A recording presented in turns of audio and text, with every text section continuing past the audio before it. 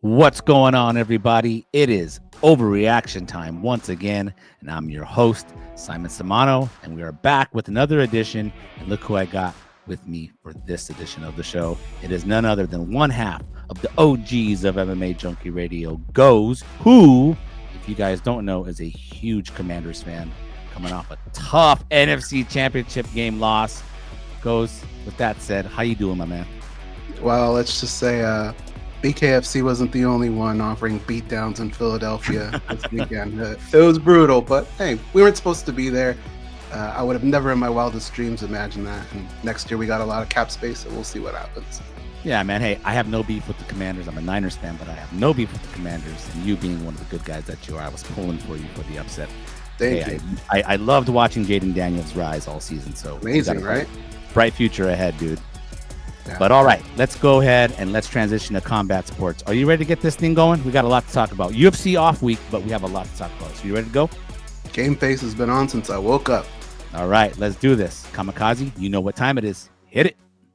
I mean, guys, what are you fucking? Is this tonight's stupid question night? Are you guys that fucking stupid? You can't be that fucking stupid. Who gives a shit? One of the dumbest things I've ever read in my life. Fucking common sense. Everybody knows that. All right, Goze, you just mentioned it. BKFC from this past weekend. KnuckleMania went down in Philadelphia with 17,762 fans at the Wells Fargo Center, which they say is more than any boxing or UFC event. It was a heck of a week for BKFC. Conor McGregor was there all week to promote, and he attended the event. We had fights galore. Beck Rawlings won a war against Taylor Starling. Ben Rothwell became the heavyweight champion with a vicious knockout. That was pretty awesome. And in the main event, Jeremy Stephens spoiled Eddie Alvarez's Philly homecoming by making him quit, which led to a surreal scene with McGregor and Stephens facing off. Now, dude, when you consider the success of this event and consider the growth of BKFC Goze, let me tell you this. KnuckleMania 5 proved that BKFC is the #2 combat sports promotion behind the UFC. Oh, man. That is a good one. I have been a guy who at first did not like BKFC. It was too brutal for me. I was there with you. Yeah, little by little, though, they've been winning me over. And now they're getting to the point because you have to remember, they're fighters. They don't have really longevity. This isn't something that you could do over 20 fights or something like that. You would be an absolute mess. But they have their niche, and they're figuring it out. I'm going to say that is not an overreaction because Thank you, sir. What? Oh, man. You actually blew my mind with that because really, especially when you think about what's going on in the PFL right now, what's going on with, Bellator making their exit. Is BKFC not the only one that tells you we know what we're doing? This is our plan. And little by little, we're kind of buying into it. At least the ship has direction. And I don't know that we could say that about a lot of other ships. Now, it doesn't mean that they can't catch up.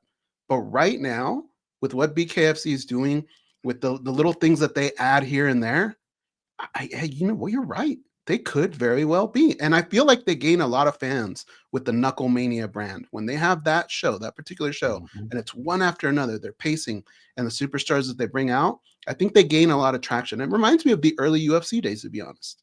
Yeah, listen, you could tell me about investments and money and backing and all that. That's not where I'm coming from with this claim that they are the #2. I'm just going off of energy and vibes and what we've seen over the last several years and what we've seen with the BKFC as opposed to PFL, which had an event on Saturday night, which was a good event. Like Saturday's event earlier in the day in Dubai, it definitely felt bigger. It felt different. But, from a fight perspective, it was a top-heavy card with the main event that we, were intrigued by between Nurmagomedov and Paul Hughes, but ends with some controversy, right? There was some scoring controversy there. Co-main event, and, we were kind of interested in that one. Okay, but with BKFC, dude, here's the thing. BKFC, like you said, we were kind of in the same spot several years back. I was like, I don't know if I'm down with this, like bare-knuckle fighting and stuff. But think about all the things that they've done over the years that have been really shrewd moves. If you think about bringing Paulie Malignaggi in at a time when like that really sparked interest because it was right on the heels of Mayweather McGregor. Mayweather and McGregor and Paulie had a beef, so they put him against Artem Lobov, right? Like Conor McGregor's dude, defending Conor's honor in there, right? Like that was the thing that we were interested in. I thought the Paige Van Zandt experiment was a really good experiment for BKFC because why? They signed her. It was her first thing coming off of the UFC and MMA, and it was like crazy to think that she was going to do bare knuckle, this pretty darling of MMA, right? Paige Van Zandt. And that intrigued us. Like that was captivating. Like her feud with Britain Hart was captivating. She fought Rachel Ostovich, right? Like those were fights we were into. And then of course the biggest one I think you would say probably is this revival of Mike Perry. Smart to sign him. He's reinvented himself. So they have fighters that they've been able to sort of reinvent. And then of course all this drew Conor McGregor in as a promoter, as an investor. Like, dude, how can you knock BKFC and where they're at right now? Yeah, they're very smart, especially with their selection of their fighters. And like you said, Jeremy Stevens, right, reinvented his career, it seems like.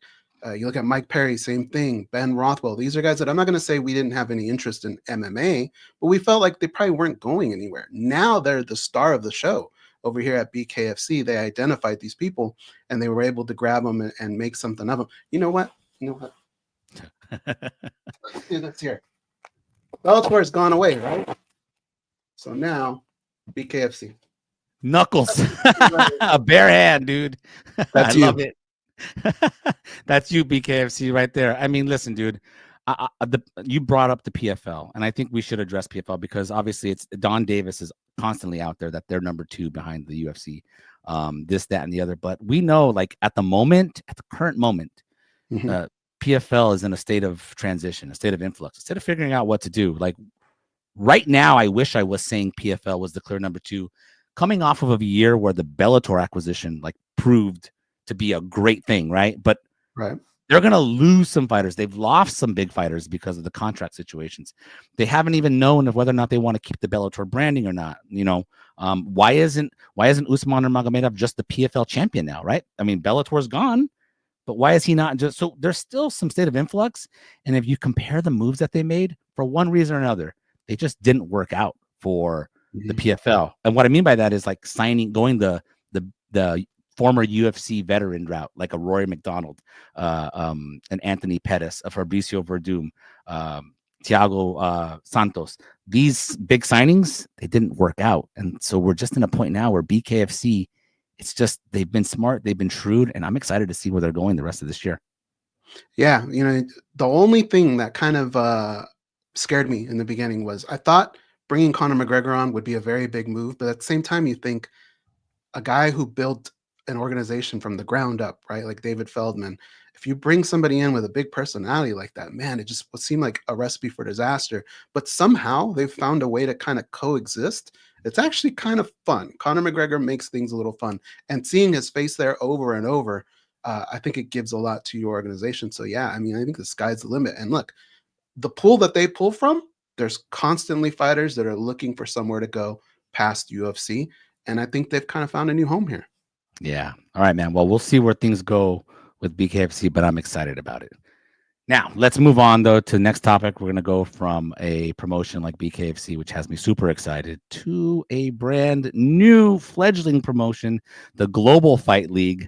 The GFL this past Friday, burst onto the scene earlier this year with the announcement that it was launching. They just had their first event this past Friday, which was their draft. As for those of you who may not know, it is a team format. We've got teams in various cities across the world. Mostly we got Dubai, London, and 4 cities in the United States. Oh, down in Sao Paulo, and 3 cities in the US, Miami, New York, and LA. I believe I got those right. But this past Friday, we had 120 fighters that were drafted from a pool of 420 plus eligible fighters. A lot of veterans, older guys and gals, very recognizable names of fighters that are past their prime. It was about a 3-hour broadcast that streamed on YouTube and just about every streaming service you can think of. It was just a bizarre presentation with some really bad AI throughout the event. The rosters leaked on the screen for a second before the draft even happened. I don't know, Goze. All of that, what I just said, is leading me to believe this, The GFL can't be taken seriously and is destined to fail. I hate to say it. But I said it. Destined to fail, it depends what we think that means. If you mean maybe a couple seasons and they're gone, I probably agree with you. I mean, is it even going to get off the ground? Well, you would think, look, here's the thing. The fights themselves, that's what you have to worry about the most, putting those together. The production, all that stuff, that's supposed to be the easy part. You have control over those things, right? Why did all that look so weird and just so you would think that the way they did it, they didn't ask anybody, like, what do MMA fans look for? What are they asking for? Because they're not asking for any of that. Everything they fed us from the beginning, from the get-go, was not very good. The fights themselves, if they produce and they give us a reason to watch, they can be successful for the fans, but at the end of the day, you have to pay these people. You have to find the money to give to them. And I don't know where they're going to get all that, because I've heard people time and time again tell me it is legitimately boxing money that they're handing out. We've seen this model before, right? With like Affliction, how fast that went when they started offering big paychecks like that. So I don't think that it can do this over a large period of time. So is it an overreaction that it's going away soon? I'd say no. But is it going to stick around? It's you know what? It's not an overreaction. You're right. Listen, man. They're giving us everything that we hate. Yeah, I mean, you get one first impression. You get one opportunity to make a first impression. And I mean, I don't come away from this draft experience this past Friday with anything really positive. Like 74 of the 120 fighters who were drafted are all 35 years or older. I don't know how that's going to be sustainable for years to come. Right. I mean, are we having new drafts every year with brand new teams, or like are fighters leaving and then we're just drafting new ones? I don't know. I guess that's still to come to find out. But I mean, just the way that they presented themselves, like, dude, those AI fighter graphics, dude, with like Gegard Mousasi looking like some futuristic member of the Legion of Doom, and like Yoel Romero looking like he's 21 straight out of college with a sheet of armor, and Holly Holm confused as hell, and I don't know, with Chris Weidman in some, like, down on his knees on all four, looking like he's some futuristic gladiator, bro. Like, I just, what was that, Goze? What was that? I have no idea. I don't know who signed off on that. That is so odd. And let me clarify something too to the people that are watching this. This is a team. What he has on his head, that's a team. These are not teams. These are gangs. Okay, they're not teams. They're nobody's gonna be texting each other, hey, what's the game plan for this weekend? None of that. We saw this with the IFL. It just didn't catch on. It's not something that people are interested in. You're not battling the UFC. That's not your opponent. You're not even battling the PFL, really, when you think about it. This is who you're battling. You're battling my girlfriend. You're battling his wife for time, because we only have so much time to consume combat sports. Okay, we are fans of other team sports. To grab our attention, the little attention that we have left over once you get through the PFLs, the BKFCs, the UFC, you better come strong to be able to get me to tell everybody, hey, I'm going to miss another Thursday night, another Friday night, because I have to watch this. You better come with something strong. Now, occasionally, some of these names, you match them up correctly, it's going to be interesting. But can you hold me week after week after week? I just don't see it. Yeah, man. Got to come correct. And look, I want to end this segment on a positive note, all right? And that positive note being, I want the GFL to succeed. I really do. I think we agree here, Goze, right? It's better for the fighters. It's better for the fans to have somebody pushing the UFC in MMA, whether that's PFL or GFL. We want the fighters to have more opportunities to make money. We want to see compelling fights. But if you're just going to give us a bunch of junk, man, I mean, I don't have time for it. This is just a money grab somehow, some way, just to see what sticks, to see if there's shit in the wall that sticks. I want no part of it. And that's where I'm at right now, coming out of this draft. I'll be there for day one, no problem. And I will be fair, but you need to try and get me to come around for day 2 and day 3. That's your job. That's on you. We'll be there day 1 and we'll be excited. We want this all to succeed. We want fighters to have another avenue, something to be able to negotiate their contracts, right? Like, yes. But I mean, you have to produce as well on your end. Exactly, man. All right, Goze. We're going to move on from GFL and talk about some news and notes from this past week, starting with an interview on your show, MMA Junkie Radio, with Gorgeous George, where Belal Muhammad, the UFC welterweight champion, had some scathing remarks, some fiery remarks in response to Kamaru Usman. Now, for those who may not be caught up, Kamaru Usman had some criticism for Belal, who has said that he won't fight Islam Makhachev, which, of course, is a topic only because Islam has said he is not going to finish his career without winning a second belt. As of now, that would have to be a fight between Belal and Islam. But Usman, very critical of the fact that he would not take that fight. And Belal has some, he had some choice words for Kamaru Usman. Kamikaze, go ahead and roll those for us. Yeah, it's so funny, right? When you have a guy like him, right? He's on a 3-fight losing streak. And he's not, when these guys are calling him out, he's acting like he's putting himself on this pedestal like he's still the champion, like they shouldn't be calling him out. But bro, you're just a podcaster now. You haven't fought in over a year. And if you're not gonna defend your ranking, then leave. Like, quit. Like, you're on a 3-fight losing streak. You start looking at retirement now, or you're gonna get on that Tony Ferguson losing streak, and people are gonna forget that you were ever champion. For me now, especially like with the way that he said it, I was like, bro, you've never trained with Adesanya in your life, and you made it seem like you guys would never fight. And he also said it with Habib. He said, I would never fight Habib, and you never trained with him. All right, man. I'm sure you remember that from the interview last week. Some strong words from Belal about Kamaru Usman, who, Belal went on to also say that Usman, he put him on blast for rematching Colby Covington, for rematching Jorge Masvidal rather than fighting some of the other guys at the time, including himself, who were on the rise. All of this has me thinking this right now, all right, that Belal Muhammad was spot on with his skating takedown of Kamaru Usman.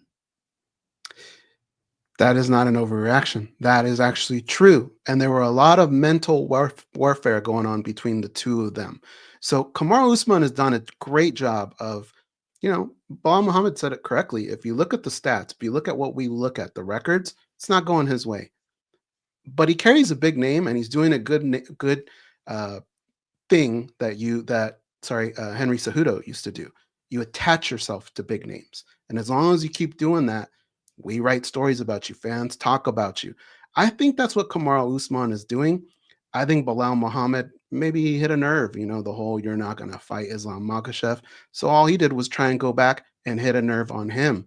But you look at a guy like Kamaru Usman and what he accomplished in the sport, yes, it was very impressive. But a lot of it was impressive because he was on the heels of the greatest welterweight champion of all time, and that was GSP. Right. The second he started losing, he was no longer being compared to GSP, which kind of hurt him a little bit. Well, those were premature. Those were premature comparisons in the first place. I just want to set the record straight there, but go ahead. Yeah, and it pushed him to the side. And look, fighters have egos. They don't like to be pushed to the side. And all Belal Muhammad did was kind of reintroduce that fact to the table. But I kind of agree with him on that, man. Like, this enough already. You got to get in there in the cage and prove it. And Belal Muhammad in that same interview said, look, I'd actually fight him. I just need him to win one fight. And you know what? If the UFC wants to make that happen, trust me, they'll give him a good fight. Do it and shut this guy up. That's the beauty of our sport. You guys don't like each other? There you have it. That's the way how you do it. You can shut each other up. All you got to do is win one fight. Yeah. I'm Belal Muhammad. I take that and I fight. Absolutely. So the question now is what would that fight be? It's not going to happen next. You don't get a title shot, on a 3-fight losing streak. And I know one of those was a last-minute middleweight fight against Hamza Chimaev, but Usman is on the downswing right now. He's got to come up with something. Who should that be against? There's been talk that he turned down this guy, that guy, this guy. And for whatever reason, I don't know that he's necessarily hip to what would be my suggestion, which would be Joaquin Buckley getting a shot against Kamaru Usman. What do you think of that being the fight that Usman needs to take probably when he's healthy, whatever his injury issue is, to prove that he still has one more title fight in him? Well, see, look, it's Belal Muhammad that's saying all you need is one fight. but it's what Belal Muhammad says and what the UFC thinks, right? Do they think it's one fight? I'll say this much. If it is Joaquin Buckley, that's who it should be, that's Okay. good enough for me. I would take that because Joaquin Buckley's on an absolute terror right now. Okay. Now, does the UFC want to maybe ruin a potential fight that could be interesting down the road for Belal Muhammad? I don't know. I thought it was kind of odd them putting together some of the other fights that they've done, but I actually think that's the fight that needs to happen. And if it does, Kamaru Usman gets that win, make that fight happen. And guess what? That's the type of fight that's going to pull our attention away from everything else. We'll buy those pay-per-views because those two will sell that fight. They have the statistics to make us want to buy that pay-per-view because they do put on pretty good fights. I'm all in. It should be Joaquin Buckley. Yeah, absolutely. I think that's the one. I think Usman needs that. He needs that badly because this takedown by Belal, I mean, he really set the record straight on where Usman stands right now. Yeah, he's got a really high ranking still. He's number 3 in the official UFC rankings. So clearly the rankings panel has shown him a lot of respect, despite, losing back-to-back fights to Leon Edwards. And then, you don't count the middleweight fight against him, right, in the welterweight ranking. So he's still up there, but we see it, right? Kamaru Usman has not been the same Kamaru Usman, and this could just be a case of father time starting to catch up with you. He is 37 years old. He does talk about injuries, but again, I think Kamaru needs to stop talking so much, and maybe just be ready to fight Joaquin Buckley. That's the one. Beat the guy on the rise. Show us you still got it. And then, yeah, I'd love to see him fight either Shavkat or Belal after that. I'd be all in for it. I think part of it is not only wanting the fight, but asking for it. That's Yes. part of being the gangster is you be the one that say you want that fight. Don't make the UFC put it together. Say you want that fight. That Right? says Because it sounds like Usman doesn't want to fight any of these guys on the rise. Like he still thinks he commands this respect of another title shot or something. That's just not where he's at right now. Yeah, So, I agree. All right, man. All right, well, let's move on to the next thing I want to talk about, and that is this past week we had a little interaction. We had a little interaction, which hopefully will lead to some action in the lightweight division between Max Holloway and Charles Oliveira. There's some talk about Islam, who we just talked about, right? Islam Makhachev. Maybe he's not going to fight again until October. That is clearly on the table. It's kind of the way his calendar always goes, right? He fights before Ramadan and then coming out of Ramadan. You can't really squeeze in 2 fights. He doesn't fight that often. So really October, which has Charles Oliveira thinking, well, I'm not sure if I'm going to have a rematch or not. And if I am going to have a rematch, I'm not sure I want to wait till October. And if I'm not, against if Arman Tsarukyan still is going to get that rematch against Islam after it was canceled this past week, I want to fight. And he set his sights on Max Holloway for the BMF title. And Max Holloway said, let's do it. International Fight Week sounds good to me. Well, let me tell you this, Goze. Max Holloway versus Charles Oliveira for the BMF title is brilliant. I agree. I don't think that's an overreaction at all. I think anything you put Max Holloway into, sign me up. It's must-see TV, and he's done that for himself. But you know what he is for the UFC now, and especially at 155? Now that he's no longer chasing that featherweight title, he's become a hitman. He's a hitman for hire. You need ratings, you need people to tune in, call Max Holloway. He'll come in, you plug him in against whoever you want, and that will work. Here's my only problem, Simon. Is it really a BMF fight? Are you the BMF? I don't think so. I think once you lose that fight, the BMF should just go into circulation. That's it. Done. Move on. I don't really like the fact that you bill it as the BMF, but it will work in the favor of Charles Oliveira in the sense that a lot more money is to be made when that is attached to the fight. The fight itself, I'm absolutely down for. I think it's fun. I think every fight has risk, especially in that division, but there's a little bit less risk with a guy like Max Holloway because, look, for as much as we love Max, sometimes he goes out there, he's a little bit reckless. And what does Charles Oliveira do? He takes advantage of fighters that are reckless. He's also coming up in weight. If I'm Charles Oliveira, I think I'm salivating. I want that fight. I just don't want it to be a BMF. I mean, you could just make it a BMF, and then at the same time, this has huge ramifications for the lightweight division, and the winner potentially getting the next title shot against Islam. I mean, Max is ranked number 5 in the rankings, which I agree with that in the lightweight rankings after he had knocked out and dominated Justin Gaethje. You know what though? Who is number 3. So 5-2, bro. You kill 2 birds with 1 stone. Make it a BMF title belt, and it has title implications in that division. I mean, sign me up, sir. I'm all in. Because, like they were babies when they fought the first time, and there was the esophagus injury that stopped that fight. But they were babies. This reminds me of like when we saw Max Holloway and Dustin Poirier for the interim title after they fought when they were super young, right? And then they fought several years later when they were really in their primes. I mean, this is reminiscent of that. Like that's a great matchup, and I just think you kill 2 birds with 1 stone, man. Yeah, no, there's a lot of fights like that. When you think about like Sarukian, right, and Makhachev, that didn't really feel like a rematch because it had happened so long ago. They're so different now as fighters. So yeah, definitely doesn't have that feel at all. Max Holloway, though, I love the way the guy fights. And I mean, this is your job. It's to promote. If you're Charles Oliveira, look, man, you never know with the UFC. I think if they hand you that fight, you take it, make a lot of money, and come back and look what's waiting for you. But here's the thing. As crazy as all this sounds, what if Max Holloway wins? Can you imagine what that would do for him in that division? Oh my God, our heads would explode. Absolutely, it would. And I know Max just got finished by Ilya, but I don't think Max is done. I still think he's got one more run in him. I think he's going to rebound from that. And he's always dangerous. He's always dangerous, no matter what you put in front of him. Yeah, I mean, I'm excited. I got to see that fight. I want to see that fight. I want to see it now. They're still in their primes. I want to see prime Max against prime Charles. I want to see that. I'm in. Count me in. Sign me up. I'm all in, dude. Take my money. I like it. All right, dude. All right, let's move on to the next topic I want to talk about. We're going to circle back to Conor McGregor, who we actually talked about a little bit earlier in the first segment about BKFC. As we know, Conor is firmly entrenched as a promoter because he is a part investor in the BKFC.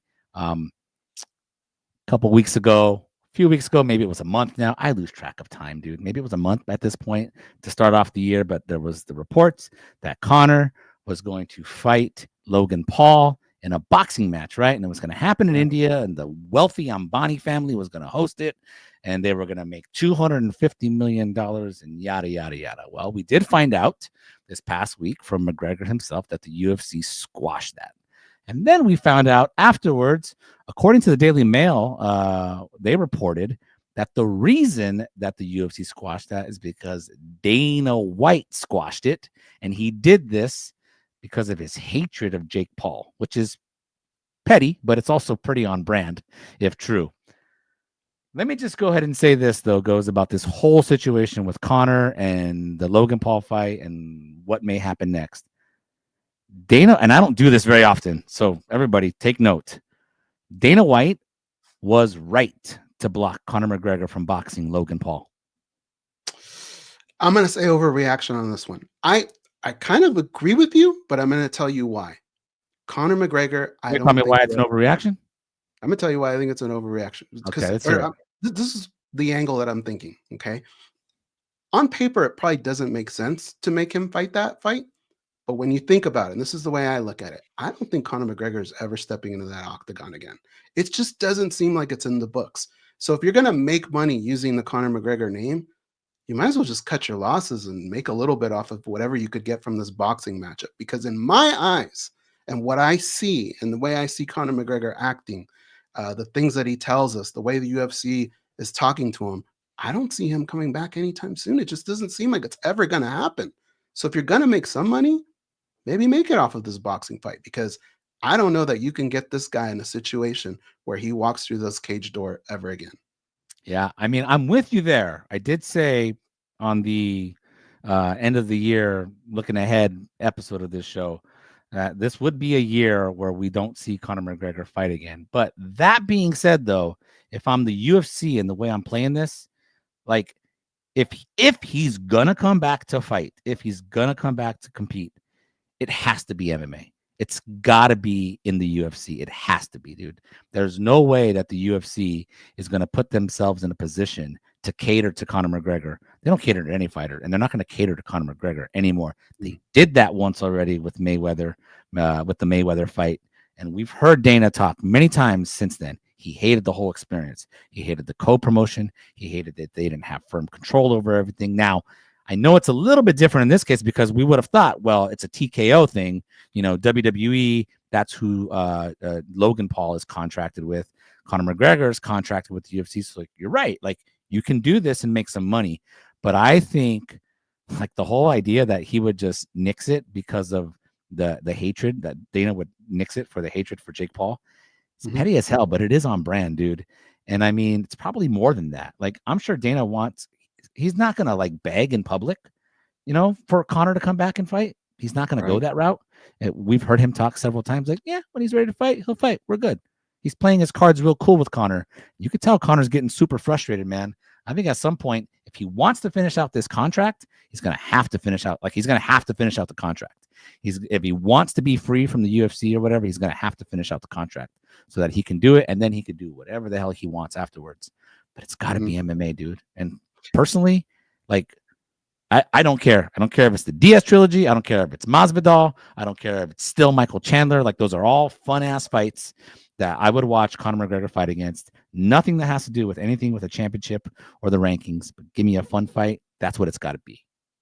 Yeah, and I think another way of looking at it is we mentioned Logan Paul, Jake Paul, and we mentioned Conor McGregor. But really, it's a lot bigger than that. When you think from the UFC's perspective, had Conor McGregor not boxed Floyd Mayweather, would any of these other promotions have been popping up, doing these boxing events and all that stuff? And look what that may have fueled in Francis Ngannou, right? Like, look at the money he's made. So I think the UFC also looks at it as, look, I want to stop giving these guys these options of going over and making money in other places. Like, he wants to keep them there in the UFC. He wants that UFC title to be in front of everybody's eyes. And I think if he allows Conor to do that again, that's when you get other fighters asking for things. And the UFC's just traditionally never liked that. Yeah. Can I just ask you one thing before we move on from this segment, Goze? Sure. Based on what you have heard and just what you've heard from Conor, especially this past week as he talked about this and it getting nixed, just how would you categorize his relationship with the UFC at the moment? Bad. Like, what do you think that relationship is like? I don't think it's very good at all. I don't. Just his tone, when we hear Dana talk about him and how almost disinterest he is to even talk about it anymore. Just, whenever he does what he does, we'll do it. I don't think it's very good at all. Yeah, we probably don't see him fight this year. Never seen him fighting in the cage. Yeah, I don't think we may not see him fight ever again. I mean, I've said that before, but I'm just saying, if it's gonna happen, if he's gonna compete, it's got to be MMA. So I understand why Dana White would block this. Mm-hmm. Yeah. All right, man. We're gonna talk about one more thing, and that is us looking ahead to this weekend. UFC back in action with UFC Fight Night 250, aka UFC Saudi Arabia. It's going to be headlined by a middleweight bout between former champion Israel Adesanya, who is going to take on Nasruddin Imavov. Now, this is a fight where Adesanya is still the number 2 ranked middleweight in the world. Imavov ranked number 5. And as we know with Izzy right now, he's on back-to-back losing streak. He's lost 3 out of 4. And I'm just simply going to tell you this goes that UFC Saudi Arabia is a must-win for Israel Adesanya. 100%. Not only is it a must-win, I honestly think he has to do it in devastating fashion. I think if he kind of squeaks by with a decision or something like that, what we've been missing from Israel Adesanya is fire. He hasn't really had that fire anymore. He doesn't talk the way he used to. I think he's gotten a little bit shooken up. And what I think he has to realize is, like, even when you're top dog in this division, the 155 division, the 170, there are so many good fighters that it's just bound to happen. They're going to catch you eventually. I think he was just so wrapped up in being the man, being unbeatable, that when it finally happened, he just didn't take it right. I believe he still has the skills to be a great fighter, but he needs to figure out what that is, what that fire, where it went, because it just seemed like it kind of slipped away from him. I would say he needs to win this fight. He needs to do it in devastating fashion for us to see him again. If he loses this fight, I think it might be the end of him. Honestly, I don't know if he bounces back from something like that. And even if it's a good fight, but he still loses, I don't know that he's going to want to keep doing that, because what have we been saying about Kamaru Usman early on, right?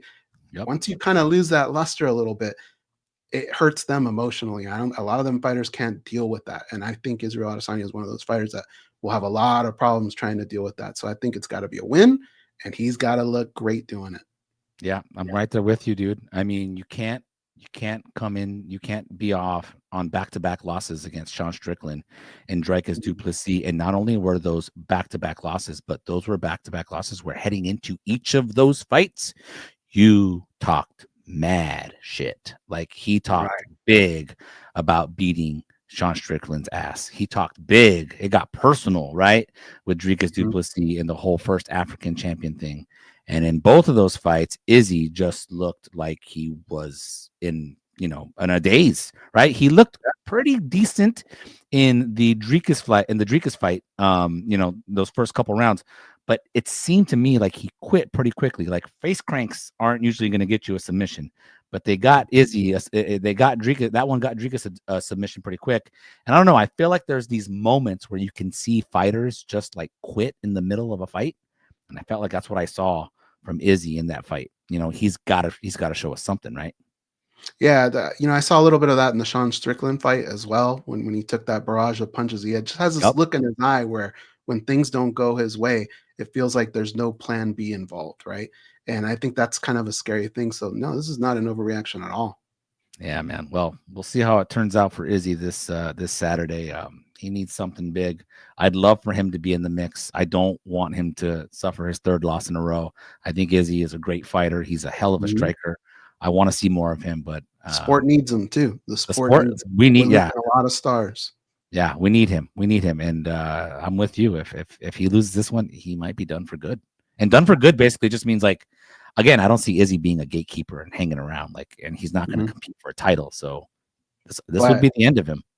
Maybe done for good in the UFC, but maybe we hear with a second round pick, the Los Angeles.